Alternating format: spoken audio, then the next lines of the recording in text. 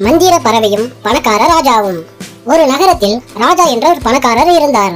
அவர் மிகவும் வேகமாக வளர்ந்தார். பணம், வீடு, வண்டி எதிலும் குறைவில்லாமல் வாழ்ந்தார். ஆனால் அவர் மனதில் சந்தோஷம் மட்டும் இல்லை. ஒரு நாள் அவர் தோட்டத்தில் ஒரு வித்தியாசமான பறவையை பார்த்தார். அந்த பறவை சொன்னது, நான் ஒரு மந்திர பறவை, உனக்கு ஒரு வரம் தருகிறேன் என்று. ராஜா உடனே கேட்டார், எனக்கு அதிக பணம் வேண்டும் என்று சொன்னார். பறவை சிரித்தது, சரி, ஆனால் முதலில் ஒரு சோதனை வைப்பேன் என்று சொன்னது. அந்த நிமிஷமே ராஜா ஒரு காட்டுக்குள் விழுந்தார். அவர் தனியாக இருந்தார். பசி, தாகம், பயம் அனைத்தும் வாட்டியது. உணவோ நீரோ எதுவும் இல்லை. இரண்டாம் நாளில் ஒரு முதியவர் வந்தார். அவர் பழமும் தண்ணீரும் கொடுத்தார். முதியவர் கேட்டார், பணம் இருந்தால் மட்டும் போதுமா? ராஜா பதில் சொல்ல முடியவில்லை. அவர் அந்த 2 நாட்களில் வாழ்க்கையின் அர்த்தத்தை புரிந்து கொண்டார். அப்போது முதியவர் சொன்னார், நானே அந்த மந்திர பறவை, நீ இப்போது உணர்ந்திருக்கிறாயா என்று. அடுத்த கணம் ராஜா தனது வீட்டில் விழித்தார். அது கனவா நனைவா என்று தெரியவில்லை.